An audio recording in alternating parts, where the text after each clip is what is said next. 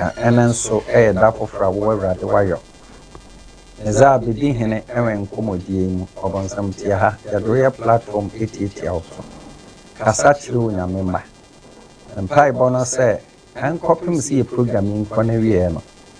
anipa nyina nhye woni enu nyam se wo awurade wa bedi hene wo yesu din mu amen wo yesu din mu ami asedenka twia mpon papa ade ya shi program nsa akra obi kra bebu nsa abrante wo kasa wo ma odin na wo ne hwan opanyini ben na enne menya no wi ase na okwadwumadi so yo na ase amze obi bia wonimme voice de the voice nsa enimu no so dada na wa sa enkwala kwa idim mpanyimfo so kwa mewom medin the reverend seer Apalive yeah apaya mamiu live let me so that time now we see Pontiac vibe Pontiac castek mo na metianse yeah apaya mamiu live eno kwa na mitini we ready so me yeah me hu da once amekom na wo to ade ena wo hye ma me bi nkom sa ho na wo frɛ no sa hye no nkom ho ɛho na me first time me de hu na akra wadaroma uru anyame adwuma me mfie sɛ ni oh me da sepa me ko 42 years 42 good years ai me pacho wo hye anyame adwuma ne hwan mu na esi so oh me ne Sofu Joshua J ana Sofu Columbus Apia Sofu Ebenezer Adakwa Yadon. Oh, the great one, the prophet, the nation prophet, Papa Wadaruma, also so Yankopon, on show in Munyam, on Mount Quatentin, ready, I mean, can say a year, now when Yam Yame, Piao, Bako. You know, my boss of Columbus Apia, but I, you know, just a yearning call for that time, no. Ya waso pa nkofo enien ana katechie frifa oh papa wanya ne baby ko ya na edin ewoso wow yan hwa de wa se enipa dodo san na omo fa onsem a ene wobetime di si obo se we ni me ma se bo mo fa me so a omo ya difo anyame ewe emre mo de omo ya adwuma oh me ma no de omo doso atwi asana sabe rade fa oso titi obi neso ni pakro no ebu se we ne papa ana okaiwa ana onso ultime kai no wow anti omodoso that's omo amitima bo mu din sesi a eye ejadan wow no papa jadan ejadan wow ana PSC Esther wow ai PSC Esther otojon ana Sofu Bernard Asante Yesu moja ononso awakra wow ana Sofu Fredia ononso tena menase kakra ana Apostle Osetutu omunyina nso ya nkofo a afana se omuya memma ewerade wow papa nyame ehirawo oh kwambenso efri se enye won nyina na sabi eba wona ase a omukura no kɔ edim kodi ye urade mu but se de obo mu din eye papa dan oda so te ase oguso yes a wo ye adwuma o nyame din mu na yen hwa de wa ase papa asofo bebrebe aba omoba no mahwefom mi hu me de aso te udin mi so na wo hye nkom ugusu hye nkom edi ehintasem edien ene krawa ema wo sa atumi a utumi de hye sa enkom no eda wase am say ye di kan no enunyam eyokase ye dia mo asadanka ndi dia me pesa me kan no say on say bible kan asem bi na ye mi hu no say nipa bebre wo ho a say ewrade de omu frase a omu nkai ba bi omu friye na ba bi a bi nyame de omu aduro no empeja no nko ano na omu hwe ana omu hwe na okay David ebra ewrade emani free ewuram ebedi yade no na tade a na hye na no de konwan so no anto atade no engu or the concern na hing one tifi and they say drew time bi na se e bia bonsam ebe wura ni mu ana hantan su bi ebe wura ni mu a na wakai baabia ofrase efriye so that as a bible say ahombrase fo ebinya asase na di na yesu na yedi na chi na obre na ho ase ikosi ase nua wo mpo me ade ba ko a etima maginam dia besi ne e ahombrase mo me hunu nipa bia mbuse nipa bia ye nipa ebia enne na me hunu keto bia o chana me hunu sekese enti e ahombrase su a etimi mu a me hunu se nipa bia ye nipa ati obi nim obi dache Moza santifo bu bebe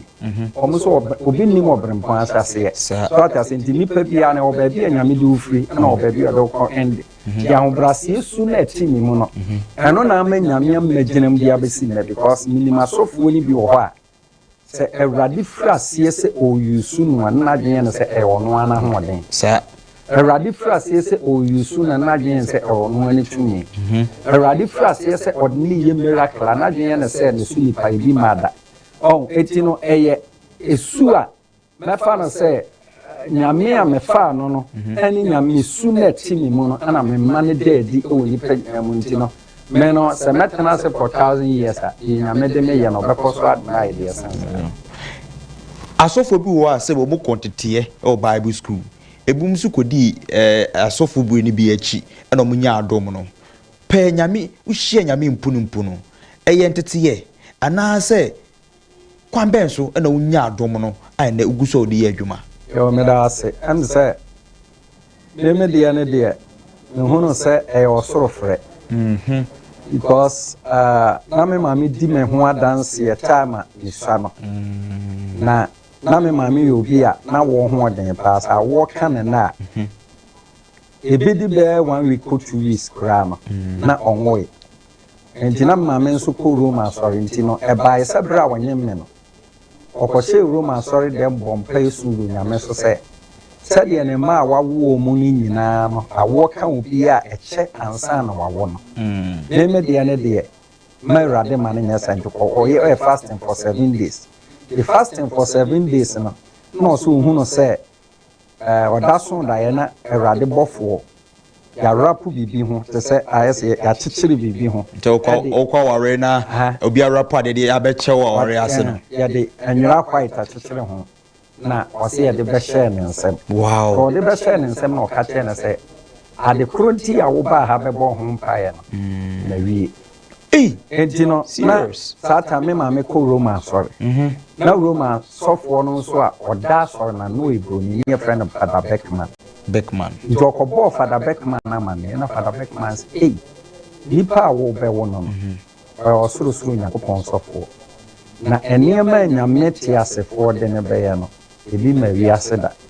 njo sofo no ema me mami nyagidie bi edi aseda nka nyame se eda awo ka me mame se ye fra me papa ka kire ne se awo ka me mame no me papa kan ne plain se obawe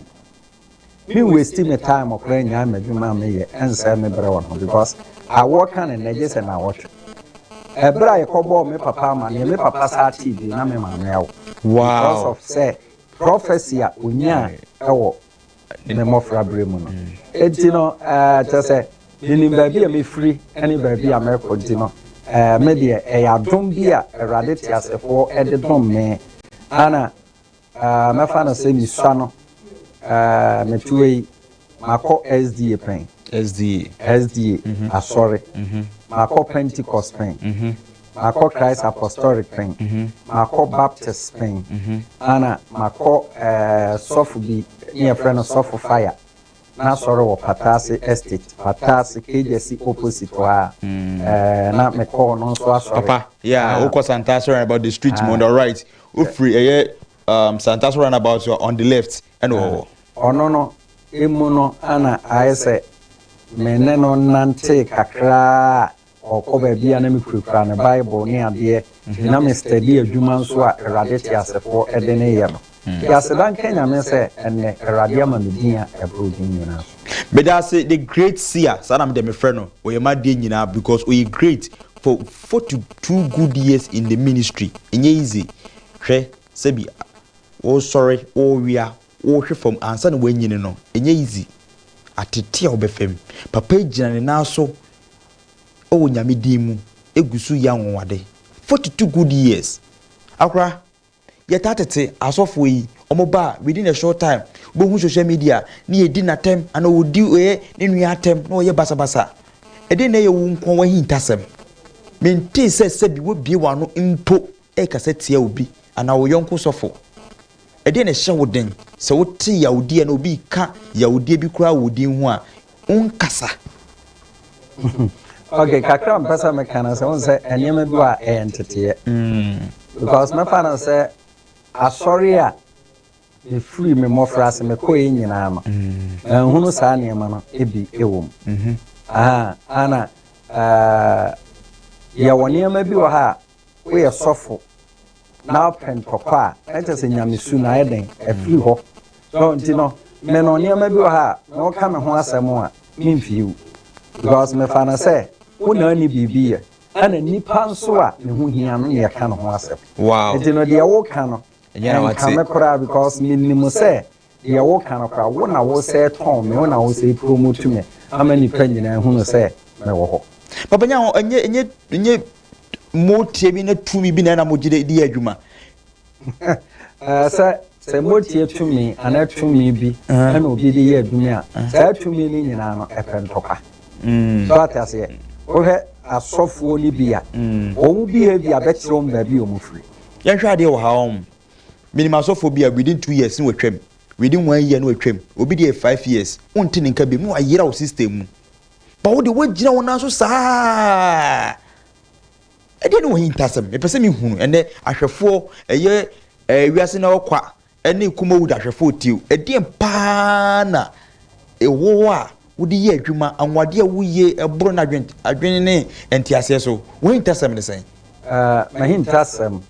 Jesus o shemedene wow so I say ana minimum say Bible say the obrene ho asem erade emanos ana do man ho so erade brena sintino meme de me hono say erade timi fa me so mani frafo hu na de asosie 40 asem emum ekasa empache esore nante na erade fa me so ya nwanwade ne nsenkyerene ne a aburo de obi yeso a na eyonyame a etumi ne timi mu no ana ode ne yesa adwuma enye bofo said the abafo bi so mo bofo e de adwuma no ebim so mo de abode no tumi e na ye adwuma no wo de no enye bofo eno so nya abode tumi e twidwampo na ne sane wo de ya nwade no erade asem kan se yesu so okọ obesoma ti nyinafo ne honkonkono sa the media eyonyame honhom atimi mu no na wo de ye adwuma na yes anwade ne nsentrene ya hwa de wo ha mra wo sha se wo ye ministry for 42 good years no anwade be pa na wo ye ya hyew nkura se nyame e de wo ye adwuma ne mudie pa nso na wo di ya wo se abranti wo koi enam so na wo di yi enso won kaida amza anwade a erade ti asefo de maye ye bibiri keke mekasa meka Bible Quran ye try ye wo Apalive chapter 20,000 wow so na nansia mini odi machi ewu na owu ye no na ensu tobere say ensu to saa ntino Friday na ye koyi funo no ensu to anadwo no besi na homache by 3 o'clock na I was say ye did the funo no na ahomache by 4 o'clock na yesa sore kwa yi na se ti ahomache 4 o'clock na me kwa yi na se no ana ye du yi na se na chese ensu na muna ama obi ni mu se bia ade ache be 6 o'clock no e wie ma etum obi hu ne se ensu no kura frase ya pete ewie ma etum te se ade krasa ana minima de kura be wura MC ne mu minua no nso mu no asɔfo a yɛwɔ mu no yɛ nipa maako fo. Wow, ɛsɛ nyɛ nkwa na ɔyɛ sɔfo. Nyame nkwa na no yɛ sɔfo. Ɛna nyame ahyira wo maame. Yɛ nipa maako fo. Wow. But ade a Israel nyame te asefoɔ yɛ ya na ɛnwanwa. Ɛboro nte aseɛ ne adwene so. Yenim ade kure bewura MC ne mu. Lɔkan no sɛ sɛ sɔfo Apalive wɔ ha de a yenim sɛ ɔna Awurade ama ne tumi otumi bɔ mpaeɛ. Ama wo nua no mo ya sɔfo no onkwa na ebo odi wɔ hɔ. Me na ebo me din sɛ serious. Onim sɛ me na nyame ama me tumi a aboro tumi nyina so a metima kasa ama ewie mate. Edo ɔkaa na a ɔfrɛ me sɛ ɛmɛgye na me mmɔ mpaeɛ. Ansana yɛbie ɛfono no ɛso no. Ana me sɛ mic no. So mu a ana me sɛ muhunu wie mu sɛn obi asensuo na mu na obi ehunu sɛ wie ma itum te sɛ de ade asa. Na me sɛ me mmɔ mpaeɛ a onipa bi anye so emi no Awurade bɛma wie pie. Na ɛhɔ ayɛ din. Obi a nsuo mu na atɔ anadwo nyinaa. Yamau Mike sebe bompire ne ko baabi e wo se ko gina wa sa akɔhwɛ nkɔm sebe bompire wia Awurade bɛma wia pie ana mfrase am se Awurade oni mi hwamoda sa sɛ wo ne wama me tumi aburo tumi nyina so wow otia mu ka sɛ nyɛ han na han o pai esum ene adehye mu Awurade enkɔpem sɛ manu nsi ɛwɔ mpaebɔ mu a yenye so amen no ma wiem pie Jesus Ebra ya jisu amen obi ati nanim awia pa wonderful opa we nya wonwa efise me na misua no metiwudin na yepu emirika se ye ba behwew Apalive no obi ehu so because that time na nyame de wo yi adwuma anwonwade enkomhye na wo hyehyɛ edipa dasani just say ebro na adwente edipa adwene so na mebusa emprempren nyame da so de yi adwuma se de meguso ameka ma ahwefo ehwe mi nyame de me yi adwuma pa em se e free fie ba no kra no miracle bi si wow opanyin bi a oye sofo na ono no waye fast na che abompa ya che na osa ya hahannuo eba me ho ma miracle bi si ya enti no said the be tiefo begie di se mame say ahwefo a mo hwe mo KUMAWOOD TV ene ma de nya the great see Apalive na menya no wa say no for the 42 good years in ministry nyame go so de ne ye adwuma ye bobo no efiti na hyahye efri nyame sum ebepem sesemre ade a osorosoro nyankropon odomankoma wose hwe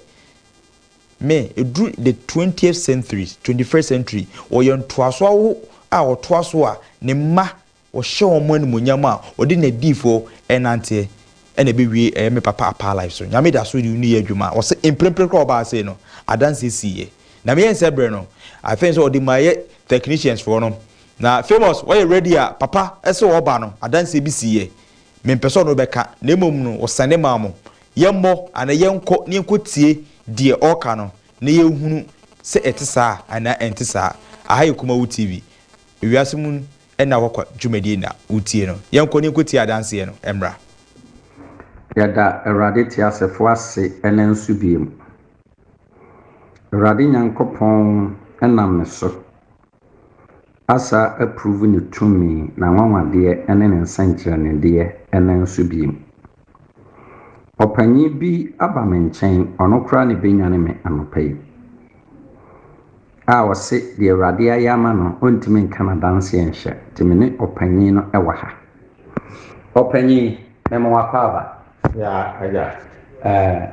epoacho ufri ehefa ene baye fi asante mampo emprem epoacho ote menka ewo hefa te onka radio so na me sanso so hwe wo TV so o sa hwe me ewo TV station eso ana radio so ana ate menka na mepoacho udin edesen efreme kwabana asare sanso ye sofo o ye sofo na sanso so ton ahaba be sanso ye ahaba no o sa wa ye ahannu okay ana eno nkwa na adwuma wo ye ne afuom kuya adwuma osaye kuya adwuma nneema me nsen oye sofo oye ahahanro ana osaye kuya ne na chase wadwuma me nsen wo ye ni nyina discover pa ya de radiasi na ye tutu bibidie ahan no aye tutu bibidie yo ya da was beto obi aton ahandro ayiye yo ya de radiasi se erade de wo aba asundwe mu mepoacho edie be pa na hawa enti ama utua na mo eba me nchen abia na ha me pa pressure akumayare na diabetes na stroke so enenamu na stroke nso epese eyewo okay na stroke na na pese eyewo no edie ba de na ema hunu se stroke pese oyewo de be na mititi eduru ba bia na hyehye me eduru ba bia na ese de matie fufuo mu na menna ho dwan ona ho dwa na menna no so mintimi yi menna mu mpaboa mfa menna si fom adentia pese me hyɛ mpaboa pese o hyɛ mpaboa pese menna me si fom a eye me ya pa se kuru my god okay kuru yo ndi eniema na eha na akumayare no so na eyewosan akumayare na de na hyɛ da mo me tim de na so eduru ba bia na me chest se me esia te se otwe mu a yes o te se ye me ya o te se ayi se de kuro ewo mu no okay na diabetes no so na eyewosan diabetes na be ko da na jo a betimi asore da ko dun so be se 5 times anaju bia for 5 times ebere ni penyina dana na odi o jonso my god etino eniema na hawni jo na mepoacho edi ebe pa na nyamia ya ma wa eboro wadwene ene wonte ase so a amu atu anamo aba menchen ha mete on ka radio so ehu TV so no na me yese me tu anamo na makọ papa yi ho na me wa atenka sunsun ti mi nyanka tie bi se me tu anamo ayede aba ho timpa me tu anamo ba ye pe bi pio ho wura ho apa na mu se ewurade wa ha kwa menso ewurade wa ha si isa mi hunu se gura ho na hunu se Yesu mfoni pa boho ni abona senia mu na me hwe ba ko so tabitakum oso boho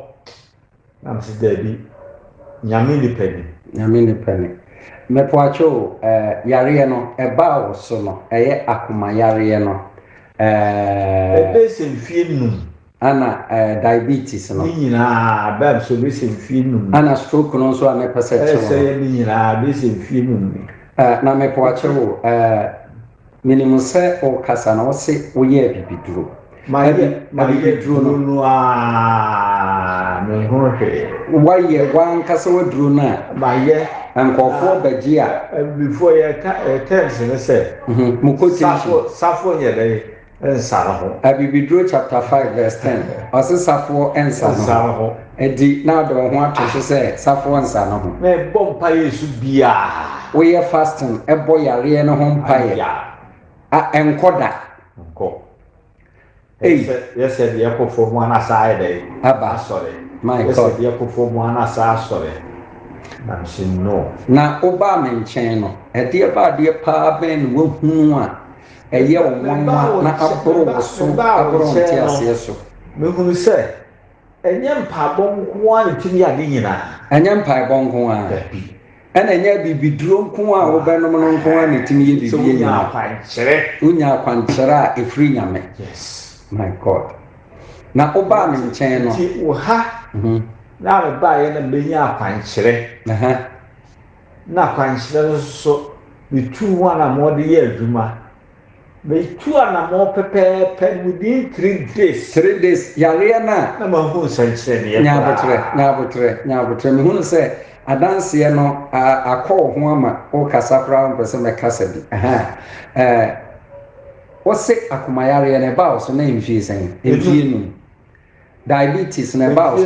enum ana stroke no so ba so mfie num ana oba me nkyɛn akwankyerɛ me de ma wo edi na dodoɔ sɛn ansana yare ne so wonte yare ne nka bi my god me poacho asɔre bɛn na akɔ wo Ebenezer Church a wo yɛ sɔfo ɛwɔ hɔ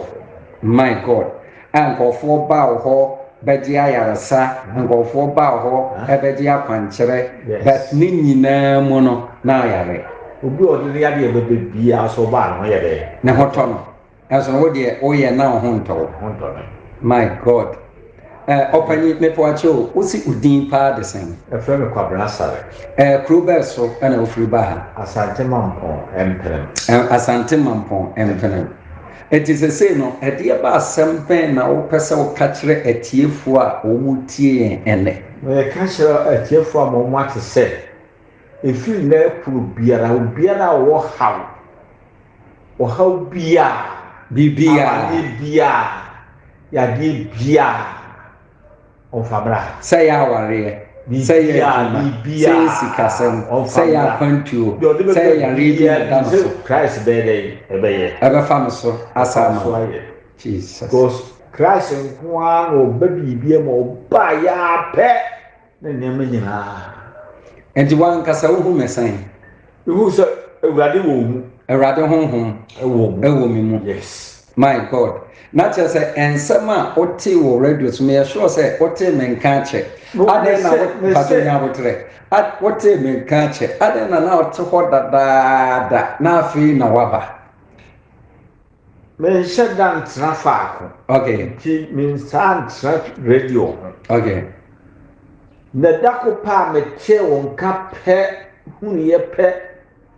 na enka tie sunsun ba mi mu na me se me che papa nombe na mabusa na chira kwae ba bi o won ma ye mako na mpa wo che na bitu ana mo ye de e bae me ba ya so 3 days pe no na kwankyere na de ma me no ayeduma yare ni nyina to atwa because me kai se first day no na onante no kra na nyewo sa ana first day no me kwacho unsa obi biara wanya diabetes bia no ne bem ahoden ne kofo na onso obema no net sen bem ahoden mu se ekofom for 5 years ekofom na se me bem mu se difference abamu kura my god onan sorry ne gina so den kura epadwuma ye kura my god me pacho ofana we da person do metiefo anything the person tiefo tia say obi a obeti hanka bia ontutu birika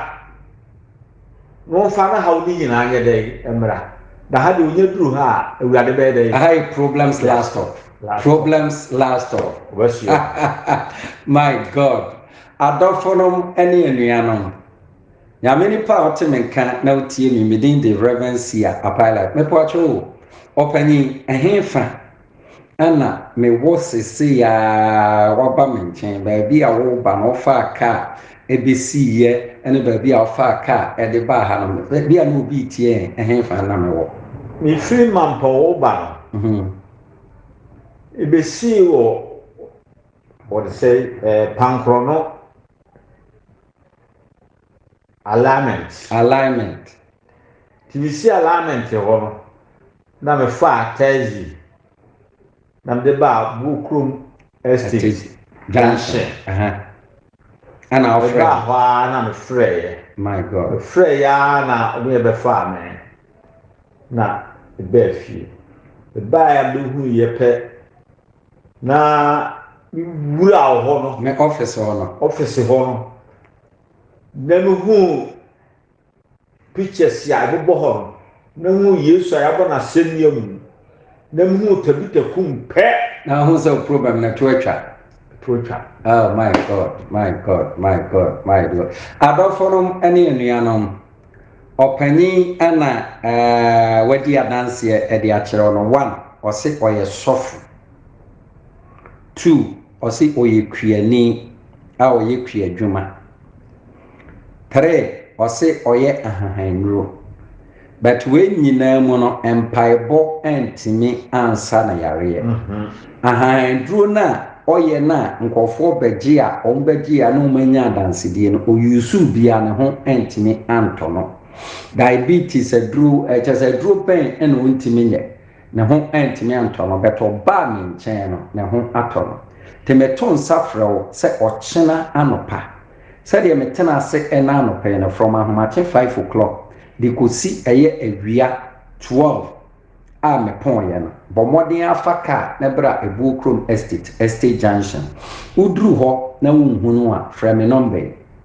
ɛyɛ 0242 88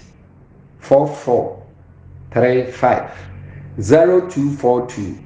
88 yɛsɛ obi num ɛyɛ aduro ma yarefoɔ adanse duro na papa yi ɔka no ohun Kristo asɛnwe kɛseɛ foni kɛseɛ ɔno ohun Kristo efoni kɛseɛ owie no tabita kum yare ne 3 in 1 ɔno ohun sɛ adwuma 3 in 1 wow ɛsɛ I am father one we are saying our kwadwumadie and our guzo a wohwɛ wɔ KUMAWOOD TV ubenya wɔ yɛ Esubonti TV saa nso na KUMAWOOD TV wɔ yɛ YouTube no so KUMAWOOD TV wɔ Facebook no enne ya de nyina the great seer Apalive papa yi said that me guzo America no 42 good years in the ministry nyame guzo a ɔde ne yɛ nsɛnkyerɛne anwonwade deɛn na ɛde ɛwɔ wabrabu mu a papa yi ontimi nsa ma wo hwɛ ɔno a wɔ diabetes pressure the bema hano onu mu kura nso ne nan esa ha no yare nkwa wodu aguta papa yi enso hweya mpon yakopon no afa the great seer so atimi ayi sa yare wari nyina afiri ho ko bi beka sense kasa bi won hospital say the hospital timi yi yare ne sa so na hweya mpon obo ade tumi no ewo a ene ewiye mremi ogusu di great seer Apalive eye dwumadie yi woto ye den ede nti na ma wo twen ede ne wadwendwen onso woto de bia odi a wo mawu onso wankasa woto emoto wonti aye wakwadworo nti de bia ho kire eda wo so onso wankasa no de bia na wo dwendwen nti ne sika to nsem a untimi mfa nye bibia menya akwadworo wate sebi obade nyankopon ade okina ne akwadwo bomodi ansa obetrim bedurumika wako e de grace ya Apalive for the number no screen so wait me afa and I'll bet me from 0244 881455 0244 881455 in prepare there oguwase a egusu ene na twetwe nkobo akra papa yi also ba we ofi o ya one ene di nkoma wo san yare ohun abofo picture o Kristo picture na tabita kum ene nyi se utumi bia o ana ye bosom ana obofo ni din na oboye era sem se tabita kum no enye obofo bi adin sa ana enye honhom bi adin na tabita kum no a Greek word Yesu Kristo Bible say ya be born amane se oba bi ba eyare na oduru ho no na oba ne ba na awu ana oduru ho ka kire efunu na omo kwa akosi nso mo mfafunu no nsi ho no ye se ababa wa wawu sore tabita kum se de awu ensore na ababa wa no sore de mpese mo bi ate ase ne se me oba me ho na so awaresem awu a be nyane wadwuma sem awu a abe sore wow o pese utu kwan awrade betima fa me so am watu kwan yare bi na da wo so a awrade betima fa me so ayo ho nsentere yɛhwɛ wa sei ɔyare 3 in 1 yare ni nyinaa yɛ a wodo miensa ɛne paa na yɛ ade ehu kɛseɛ diabetes nyɛ yare kotoa ɔno ansa wɔ pressure ɔno anso so ne nan ewa na yɛ titiriti ne bɛma antiama ne bɛma akora nyɛ adwuma the 3 days 3 miracle days pa edi ehinta sem na wo sa 3 days mo timi disa na yare na la sem se na nani nso nhye dan huna de nekre nani no nhye dan huna de but Yesu Kristo wuye no nansa so o de daku na wuye nansa so na onyane ejeme oba me nchen a from first day to 3 days I was a unya dance wow emfa ho ni ne honam mu emfa ho ni ne awofa mu so that I say oye sofu a wa bompa ye aye fasting ne okran ka me ba ho no ye beti asofo nka na ye ntawantawa sere na mindi kan no ka e ka no pewedie sofo sore okuta haban okuta difo tumi ono amu se ye mfumadwuma anka sabi sofo de wa mompa ya nya ho adura anka haban de e ya obode ni nyina ade ya akomfoti bi de se yare ono asofo no so nso de bi esa obi yare pade bi wedie o chinchiri be pen yonko sofo se ode na hia asem na oni made ba ko wo mu a emwanwa o se ade no aye se entwemfre no to na kuma so se aye nkwaje fie na obeduru nso no wote saa ne se wo ba konkron bia ho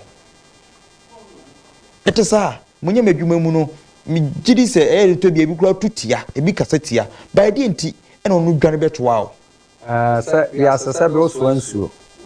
S1 ana ohunu de mu oduro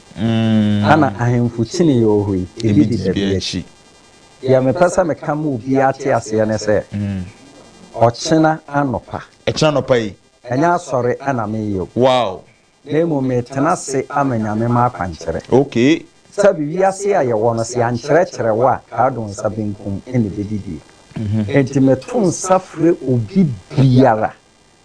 se wo shempo kyerɛ bi mu se wo amane bi mu se wo problem bi mu bra na ye ntonkyea memma from first day no ko 3 days Rade na me so ebe ma dance ya be o chefa papa obi be ka so your comfort register because asema okay so obi ka obi achi aka nanim no o register oh se eno se adom rade de adom me wa de yera kwa mitimi chiro ade kwa yera ya tuadi amansan chemfa we rade nsan Apalive sia na oten nka no de na rade ntimi mfa no so enye ma onu obetima ka wochi wanim ene de da wanim se sia akroso betimi aka me ma onka nya me de mi ko Facebook nten example ana me de ye ankomhye bi a o hyeto me abrabo so me ne me papa ma de nyina the great me papa uyi otwere yampon efiri wa one me nyankopom otwinoko papa odoba ebi obi a no me na me kasa ko Facebook nten otwinoko me papa no ma de nyina no bechi menim obi ani ho bi Kristo osorosoro nyankopon no efiri wa bechi eni menim obi ani ho menene ne ye adwuma e KUMAWOOD FM na me papa Apalive be preachy uhumi an okasa branch ebra hye nkom se wo daachi bi betu anamon se de wo papa nante not ten na momu ne ni krutudu na me ka kyerɛ se hwɛ bibi ba eya hantan na momu so obra wase na utie me na wo ma obuanfu na obra wo hantan na se na wo dinante wo de krom na osumu a me ka kyerɛ se obefa wo ntoma pa afira na me de tie ase me tie papa ya futuo sebi ade bi sɔre a na enne na kasa kyerɛ me pre ho ase Samuel say Elijah nso a metene bi ɔsekɔ ne kasa Ewurade wakɔ a ɔretiu metene na se papa tie na menye bi tie na menye ɔse pre ho ase ene ne Nyankopɔn so adom me a ne meso maye obi a meso me kasa papa atete me good 14 to 15 years medina na monso otumefo ode me hyedem kasame kofi ya abotre ewiase enye mpepere ho se wodi wo mu a ye ho se abo akyekede ye ho se abo na datia na daachi bi wadidi ewe didie no obi ani wo mse ne sabeka eno na ne biguso a meti ase meguso a meye na adwuma papa otwinoko obo ade omma onkwatente an wodi nwom omma me enyini ewo ihiremu na meso me mehwew se de da wo hwe me no omma nkoma na me da wamba ekoma na me da abra me no nam na next we guso so ekoma na me da ena mafutuo bi ni enkom sha the great Apalive this year e share me nti no ena me guso meti ase a me de ahombrase eguso enante inhranka wo eno ne baako a me hu afiri papa yi wo papa edu ka medwuma aye ho na emum edi ebiom na utimi eye ewo ye nyame bum emprempre ye oh say papa no say so ye adwuma bi na nye adwuma metima kire adwuma o ye beboa che obi ti amani em na uti adwuma bi ye to ane ye nto a ana wo ye kra na nye na adwuma no na nye na adwuma no na adwuma o ye beboa wow ana obra son se o wale na sa ware ne kwan asi ana mu ato a awurade betima fa me so amma kire o ba bi a ho kan ni wo no akosia wade bi yera na minni ho na ade a yera no wahwehwe na hu na oba metima kire ade kra yera na bi e wo ehwa de wa say bisa do ko chi kakra di entina asofo etim di om sesi om bo se me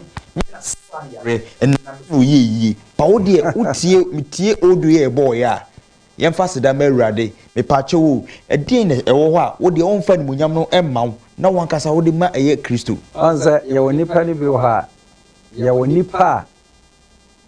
afre no ani ye woni pa bonsama afre no ani ye woni pa awurade afre no ofre no gu ahodo mensa sa so ata se nipa bonsama afre no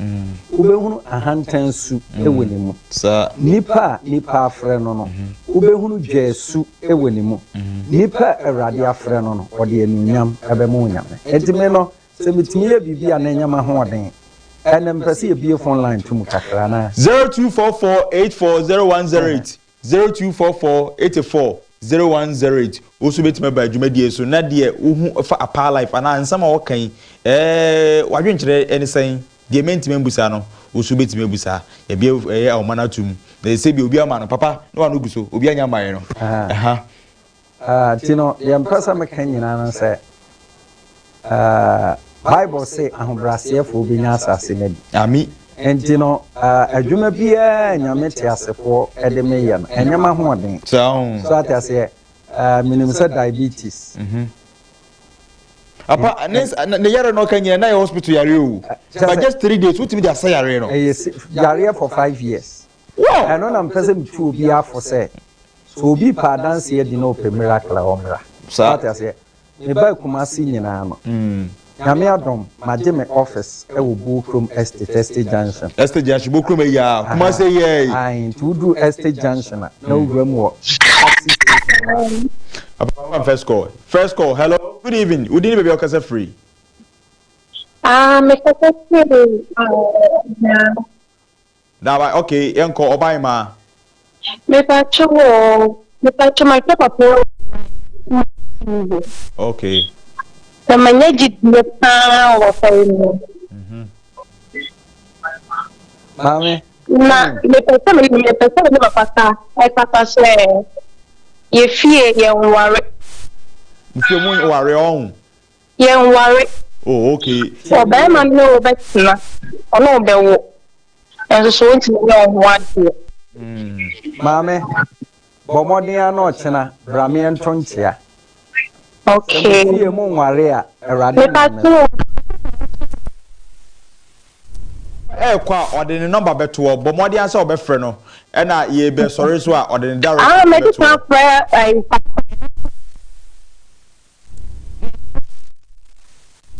acho ti no unti mpeke no oda so wa ase ye ni etwe nkomo wadaruma enti mresem no ofri ase a na wo so wafre no Manantia, me could be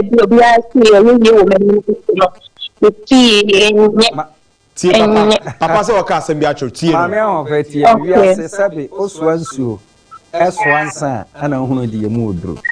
Ana otwe ahoma bi na ma na bibi ne kuram. Se bibi e kuram wo ani akira ama ame anyi ade kro na mfiri ho a ade a apam no me e wo fie no e bi betime nya wo. But oba me nchen a betima kire obra obeware. Okay. So chana no pa me Bokrom Estate Junction. I know me say ka ba ku bi. Hey. Aka ho. Yo. No ko me ko be no mo see. Sometimes the bar, the mama and then the bar, me ko 2 in 1. Mame, whatever my say your phone number no. E chire no afre no ate. But be so from I don't know na way chiri young kwana sebi enu nti na papa wa say no menim say ohaw no wo ho ye nyine ohaw se da make no me wo hye me nkom no ene keke ene na da mitrim ma nko ba bia bi mu ene ne etai repeat wo mitrim abra me ne papa ye adwuma no me hwe obi ne ne ye bi obeye no no okata hey boy when you take come hello next caller but you need be okasa free Bajo mi kase uwa. Bajo so kase wa. Some delay. Bajo ye bife mo sentimi ware. Ntimi ware on. Papa wa. Ware. Obe wo mi no na ba na ware jan aba. Maame onim bibi. Bomodi bi hu no chena wai. Na me hu no se sunsun mo no. Omo peso mo de yare bi etu no fomo. Serious. Edu wo ha ten kanse bibi chon ewo nofo ne mu. Wo ha ten kanse wo nofo emu ya ohene. No om peso mo de cancer etu nofo mu. Bomodi ja de wo ye bia na be hu no chena. Wo ba ba bia yare ni firi bia na meyi nipa na yare akoma no. Asema me ka che odi ade na anim fa ho. Etisa mama said ye onofo mu ekeka o etwem.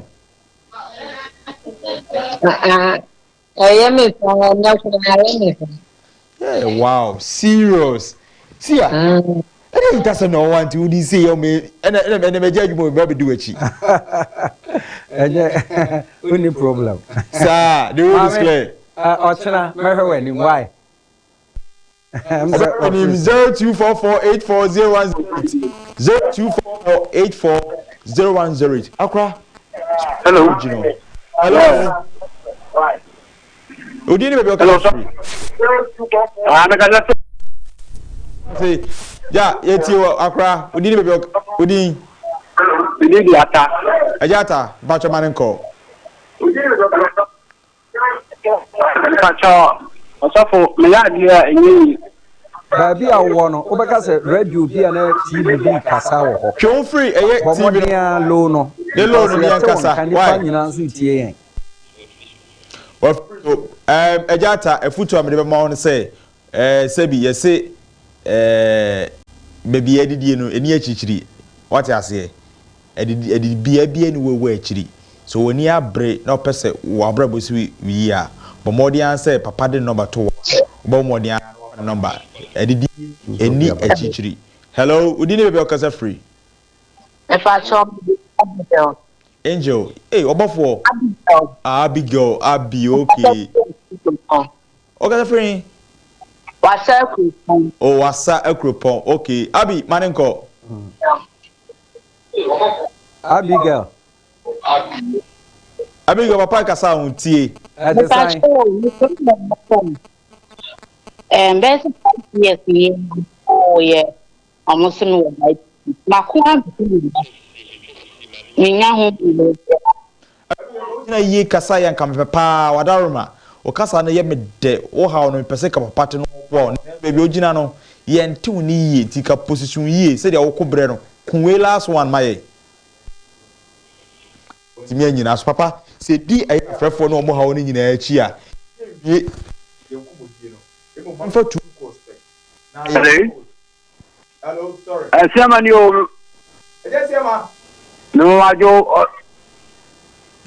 Ibacho a problem kasi pa ya didi ektam so makwa ko so ti ka ku kan da yi esi bi no so stay da intimenda Akra the last stop engineer or the operation doctor the me hu dia me fama no o wa say only there they are pro atete ase no twejam pomfa no so no ye ni yi ono ne Apalive bi sia obeya ma wate ti obekọ no ya abotoye o de number no beto na ososo wapeke na wafre no why the here so wonyo kwa wona hello open you didn't be because free okay Akra man in compacho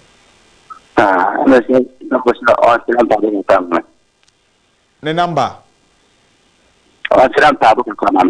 Omon Pibo Mount Akra Mr. Wadaruma ahase ye ne twetwe nkomo enye mpaibo bia e wa ahase ohia mpaibo omra ochena ochena no pa me tenase e Obokrom Estate Junction from Ahomache 5 o'clock na pon 12 okay in the Uwem West Junction wa no afrent ye wia the number na de beto so no afre na ya sese time no ahia me papa pachote mate mo me da se onya aye ebre na no nyina ya tenase e ya abusua ka to se dwumadi amidie e ya abusua ho sebi ye nyina ye se eye nsuo no ye fria kakra ne aka bom na ye po obi no betime twia fa ye so sere Kristo twifa asama do so no saa so na Yesu egina ye pila nyina ne se ye be ye hu eduro nkete na ye se noboa na ye dey twen eye ya yaresa ahu eduro ase ne grace ya Apalive enene insa kan wa ase papa 42 good years in the ministry of God nyame eguso di ne ye adwuma the number is 0244 881455 0244 881455 freno also Obokrom Estate ofri eso fola eba ana ofri sunyane potemo eba usi so fola ubusa eye tafo ana se mampon eka akra nso a ubenya sa akwan no so uti wa ubenya eye Estate Junction kan bi o eye tafo kwan no so sanso na ufri ye tech ba nso anwraga ubetimenya eye Obokrom Estate kan bi ho ana eye Dr. Mensa so ubenya Obokrom Estate kan bi so ho sanso na eye airport runabout Obokrom Estate ubenya o kan bi ufri eye insuta mampon eba nyina nso no ubedru tafo nso a ubenya Obokrom Estate ka ho what's say Oba Estate Junction Obokrom Estate Junction enti me say repeat bio Mr. Mwadarma Emerenity ufri sunyane importable ba odu so folaya ofa bia also Oba airport runabout udru airport runabout abusa eye Obokrom Estate Junction ka ubenya bi wo ho ufri eye tech ena eba nso a tech ejoso Accra munyina moba ni nyina no mubedru eye anraga ana aluga junction so a mubusa eye Obokrom Estate Junction kan so a ubenya bi wo ho sanso na oba eye kejetia baby eye Dr. Mensa nso so ubenya Obokrom Estate Junction ka eho na metimi edi adanse so ubenya sa ka asini bi ewo ho ndi oho ufa papa number 0244 881455 ana number na the screen no the Grace Apalive number no akra yeko efutu ben ene wona mo hwe me no ede ne yenhwehwe free ho ewe ebremi yo mera sepa am se de di kan no ya de asira kase ebe manyame baby a bidri nyame na aye am say me ba Kumasi nyina no counseling and consultation anamaya sir but asidan Kenya me say enne manya baby a na ya sorry wow na say obi ba achakra no August ending na ma start ya sorry no August ending na ma start ya sorry no and from August ending so obi person oba me ha sorry a Unya drew airport runabout. Airport police station no. Ana Mr. Century. No more. School net was no. King's International School no. There's a meda director se papa and then a wife. And nebusia blessing. And yanumu nyina medo mase. And Gideon medo mu nyina se. There's a nyame o mama me baby a me dey be ya sorry and the August ending no obi biara o pese oba ene me besom no omra hotie Kings International de mi hunu school bi e tese no da school a se exams a the way a omusi twa any the way a nyame esi hire school no enti bomoden a se won soso no obetimi aba hobi na odo baba school ho a ebe inshira e de amount meda say ne number 0244881455 Great Apalive isia na ode baba obi biara obefrɛ me no ade bia ehinta no no meka che won say me start program ni nyina no girl back bi na friend am share ne nkom e kan no fo ho asem na o se no kore nyame ma ehunu ne atwam yesie ene ne beba ente frame na de ahinta men kan chobet na no anso so o pa dance edi na pese hunu miracle de a o chena anopa bra ebuo chrome estate junction ese metio kase mu a so pese ye de nyame etumi eka eye o hawo na ontu anamon omra se o pese nyame efa wo so ana ofa si a Apalive eso na adoma chade kura no so den sa beto so ama onsa aka de opede a ele so otu anamon na mum de se ediye tumi o ka to nipa so de ntempa na enipa millions am be frɛ no obe so mu nyina ediye nkom ai ye hiana so chena obetu anamon ai beda say Apalive na hotel nkan the number 0244 881455 0244 881455 wase tu anamon sebi wan hwehwa ifirito na sebi upewa de yi a uchini a na onsaide e ka papa ofi mamensa na mpanyfo yase on se ade o maye no me febroso sa Kings International my god mame nyame nshirawo director nyame nshirawo Gideon nyame nshirawo blessing nyame nshiramo ewe nijie na odra mode ajeme Kings International papa ese ohyiramu nyina da omase efa eya nwade a maya amano no saa nso na mefa saa akonya we na ma da eye ya anti ya o eye su ebu a wo so ye pedicle medical saa nails no ho adwuma na wo ye o eye su ebu a anti Alice junction so na udi udwuma maame ya odudo na fro eye anti maame me da so ai ana me ko eye abochimemu a me ko eye New York eye abena akuya maame otema o New York one eye me maame Faustina baby a munyi firi bia no obade won hye ode na wonhyira mo nhyira nya mo de nyina se muguso mutumifo na mokora mo ba mfa me hye eye obade no okode no ataban kese no ase na hanam de dwumade ni AC na yedisi ani enwie hyene so se eye ekina ye besa ba from 7 to 8 pm and edi edwuma no Monday to Friday nso and edi dwumade we from no so nkusi eye na otwe no and edi dwumade bro we ase na okwa efa de ehinta we ye nyina ya setena mu abrabo no de ye ba ye ntimi mo no ade bi o ye a sebi wan kasa kasa no woto a wotibu se ade we de enye kwa enu emu mpese mu na di se ye dwumadi e wa ase de kamu de nyina wate na ye fa dwumadi we ententene ya abrabo no if se wi ase we no eno wakwa